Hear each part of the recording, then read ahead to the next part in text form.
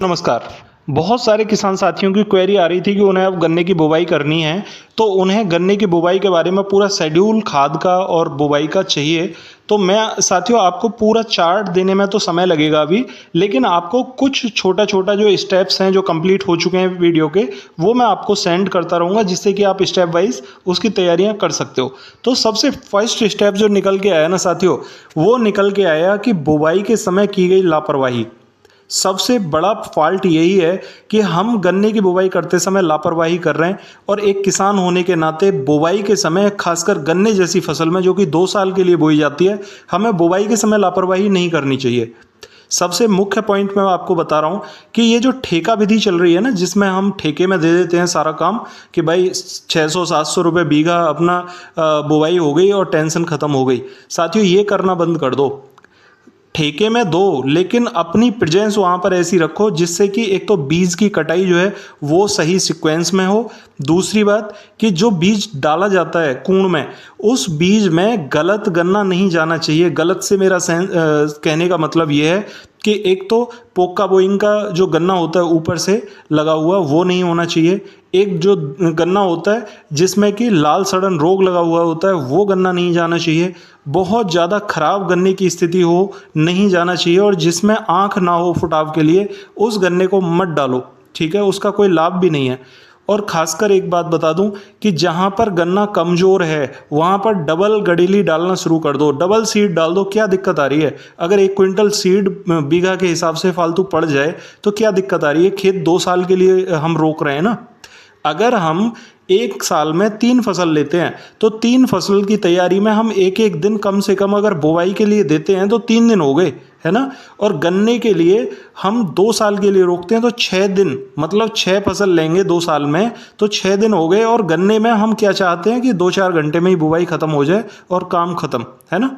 लेकिन साथियों ये लापरवाही करना बंद कर दो। साथियों अगर इस टाइप से हम चीज़ें नहीं सुधारेंगे तो ये जो अब जैसे लाल सड़न रोग देखने को मिल रहा है, बहुत सारे ऐसे रोग हैं जिन्हें हम बीज की बुवाई के समय ही कंट्रोल कर सकते हैं। क्या क्या काम कर सकते हैं? एक तो बीज को कम डालना बंद करके उसमें बीज को ज़्यादा मात्रा में डालना शुरू कर दो। जहाँ कूण में कमज़ोर सीड पड़ रहा है वहाँ पर डबल डालना शुरू कर दो, कोई दिक्कत नहीं आएगी, जर्मिनेशन अच्छा हो जाएगा, ठीक है। दूसरा पॉइंट, बीज को तरीके से काटो। बीज हमारा बहुत लंबा नहीं कटना चाहिए। एक जिस गन्ने में आपके लाल सड़न रोग आ रहा हो उस गन्ने को बाहर निकाल दो बिल्कुल, उसकी 1-2 आँख भी मत डालो सीड में बुवाई में, क्योंकि वो आगे चल के लाल सड़न रोग फैलता रहता है और उसी गन्ने में वो लाल सड़न रोग आगे जाके दिक्कत करता है, ठीक है। अगला पॉइंट कि सूखे हुए और सड़े हुए जो गन्ने होते हैं उन्हें बिल्कुल ही बाहर निकाल के डाल दो। बीज का जो भी कटाई आप करते हो उस सीड की कटाई को कोराजन से ट्रीट कर लो और कम से कम 4 घंटे की धूप लगने दो, ठीक है। धूप लगने के बाद में शाम के समय ही उसकी बुवाई करो। ये मुख्य बात ध्यान में रखो कि उसे कोराजन से अब ट्रीट कर लेना। अगर कोराजन से ट्रीट कर लोगे तो उसमें कम से कम कीटनाशक के, फंगस के जितने भी साल्ट होंगे वो चले तो जाएंगे और गन्ना हमारा स्वस्थ होगा, स्वस्थ बीज की बुवाई होगी, ठीक है। अगला पॉइंट बता रहा हूँ कि बीज को खेत में डालकर तरीके से ढको, ठीक है। जब बीज को खेत में बुवाई कर दो तो ऐसा ना हो कि उसमें हवा पास हो जाए और गन्ने में हवा पास होने के बाद में फिर जर्मिनेशन नहीं आता, इसलिए उसे तरीके से ढक के तब उसमें पानी लगाओ। उससे आपको बहुत अच्छे लाभ देखने को मिलेंगे और गन्ने का जर्मिनेशन बहुत अच्छा होगा, ठीक है। क्योंकि हवा अगर पास हो जाती है तो वो गन्ने को सुखा के ख़राब कर देती है। अब बात करते हैं कि बीज खेत की तैयारी में आपने क्या क्या डालना है।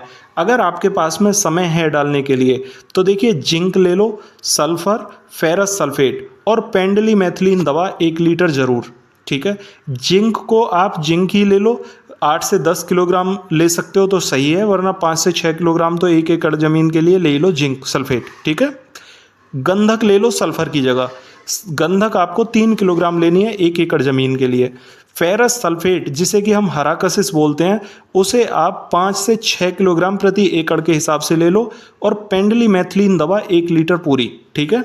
उसे लेके अपनी दवा में मिला के जिंक, गंधक, हरा कसिस के साथ पेंडलीमेथिलीन मिला के पूरे खेत में बुरकाव कर दो और एक पानी लगा दो, ठीक है। पानी लगाने के साथ में आप देखोगे कि जो पेंडिमेथिलीन दवा है वो नीचे तक चली जाएगी और यहाँ पर जितना भी खरपतवार उगने वाला होगा उसे न्यूट्रल कर देगी पूरी तरह से। ठीक है, एक बात डिसाइड कर लो यहाँ पर कि आपको गन्ने के साथ में सरसों की बुवाई करनी है या नहीं करनी है। अगर सरसों की बुवाई करनी है तो आप इस दवा को बुरकाव करके, पानी अभी मत लगाओ, ठीक है, दवा को बुरकाव करके अपने खेत की तैयारियां कर लो पूरी। सभी तैयारियां पूरी करने के बाद में आप गन्ने को सूखे खेत में ही जो खाली कूण है उसमें बुवाई करो पूरी तरह से। और बुवाई करने के बाद में जब आप उसमें हल्की हल्की मिट्टी कूण के ऊपर कर दोगे तो हल्का पानी लगाओगे।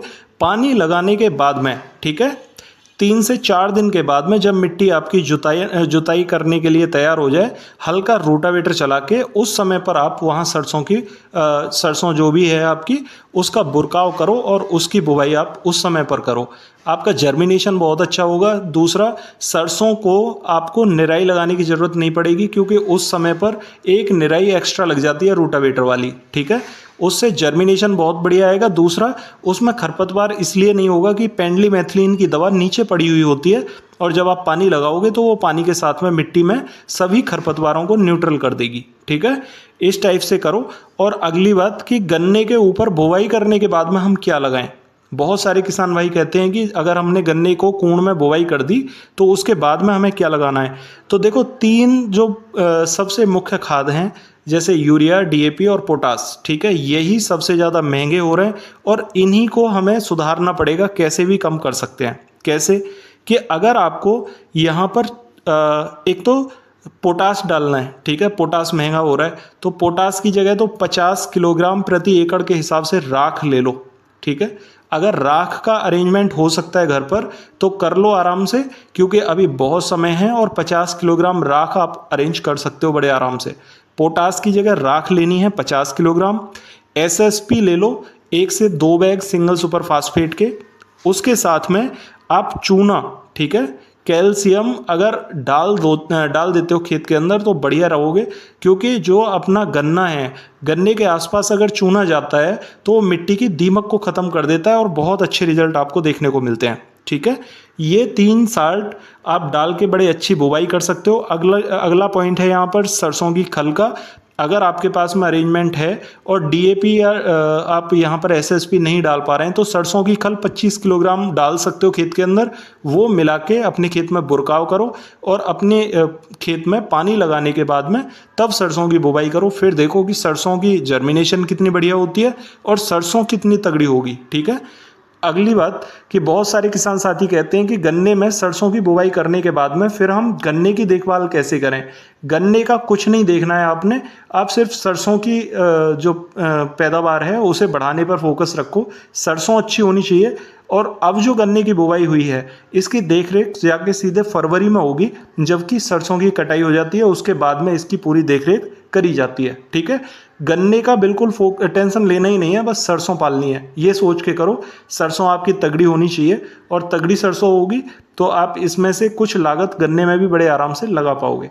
साथियों, इस टाइप से आप तैयारियां कर लो और अगले स्टेप के बारे में सारी डिटेल मैं आपको सेंड करूंगा, जिससे आपको बहुत अच्छे रिजल्ट देखने को मिलेंगे। ठीक है, आशा करता हूँ ये जानकारी आपको ठीक लगी होगी और इस टाइप से आप कुछ चीज़ें समझ पाए होगे और इन चीज़ों को आप बिल्कुल सीरियस लेके अगर फोकस करोगे तो समझ भी पाओगे कि हाँ, ये बात वाकई में ही है खेती के अंदर।